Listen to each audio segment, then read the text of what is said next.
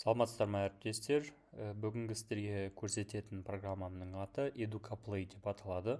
Бұл платформаны қолдану арқылы өз сабақтарыңызды қызықты әрі интерактивті геймификациялық ойындар түрінде қолданып өткізулеріңізге болады.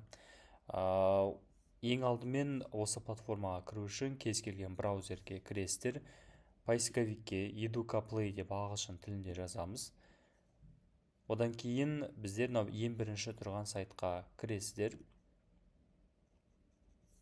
Келесі сайт ашылғаннан кейін сайттың интерфейсі бізде ағылшын тілінде болады.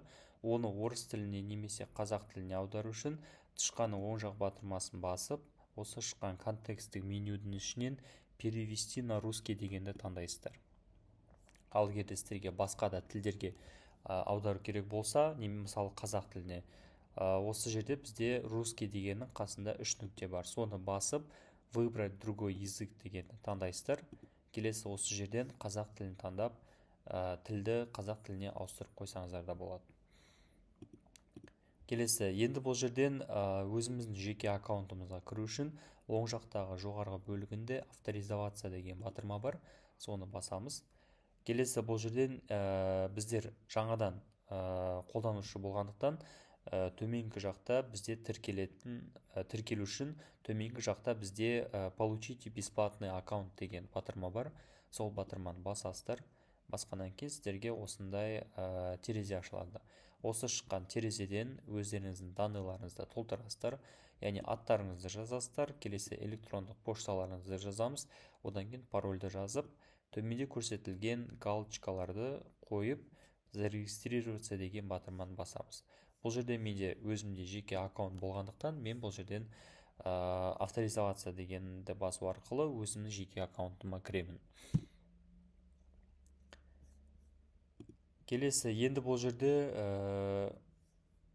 қайтадан тілді орыс тіліне аударып қоямыз. Бұл жерден біздер өзіміздің ойынымызды жасау үшін оң жақтағы бөлімде бізде новый деген батырма бар. Сол новый деген батырманы басамыз. Новый батырмасы басылғаннан кейін бізде осындай тапсырмалардың түрлері пайда болады.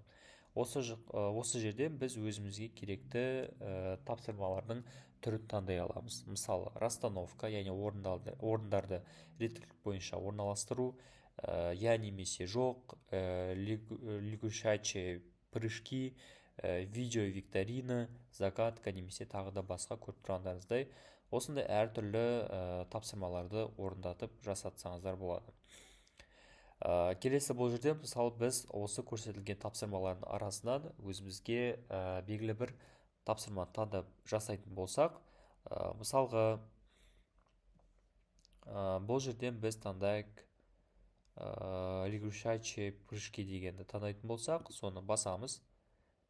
Одан кейін бұл жерден тегін қолдану үшін көрсетілген жарнаманы күте тұрамыз.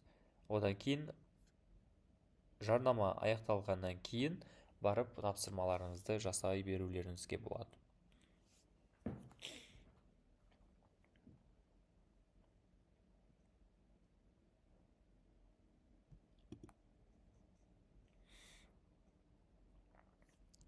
Келесі, енді бұл жерден сіздер жасанды интеллектті қолдану арқылы осы жерге, яғни өзіңіздің промпттарыңызды жазасыздар. Мысалы, бұл жерде мен тапсырмалар бойынша өзімнің пәнімді алатын болсам, информатика пәні бойынша белгілі бір тақырыпты таңдайық. Мысалы, робототехника тарихы.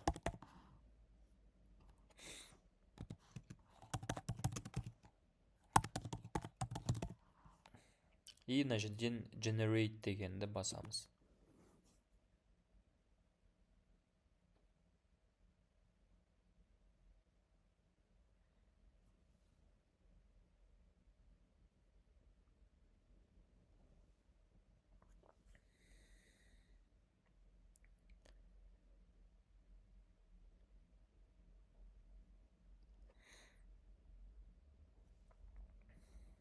Яғни көріп отырғандарыңыздай бірнеше секундтың ішінде бізде бұл жерде мен берген тақырып бойынша сұрақтарды дайындап берді. Енді осы сұрақтардың тапсырмасын орындау үшін бізде мына жерде жоғарғы жағындағы осы бөлімдерді реттеп шығуымыз керек, яғни өзіміздің қалауымызға байланысты. Бірінші create, яғни өзіңіздің тапсырмаларыңыз орындалды. Одан кейін келесі options дегенге барамыз. И бұл жерден сіздер орыс тіліне аударып алып, мына жерде көрсетілген параметрлерді қойып шығуларыңызға болады.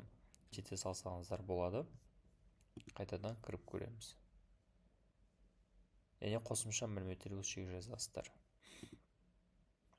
Мына жерде рекомендуемый возраст, яғни жылдарын жазып қоясыздар. Жастарын бересіздер оқушылардың, мысалы 11 жас дейік.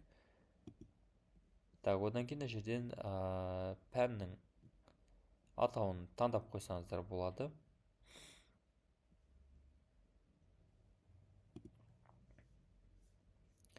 Келесі preview дегенді басу арқылы алдала ойынды қарап шықсаңыздар болады. Начать деген батырманы басамыз. Экранды үлкейтіп алу үшін сол жақта, оң жақтағы мына батырманнан басуымызға болады. Келесі бұл жерден жауаптарды басамыз.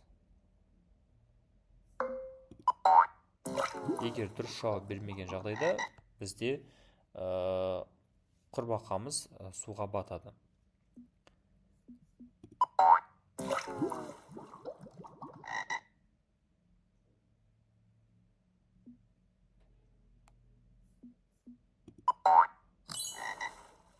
Яғни осы ойынды жалғастырып жасап кетсе болады. Одан кейін бұл ойынды біздер публикация жасау керек болса,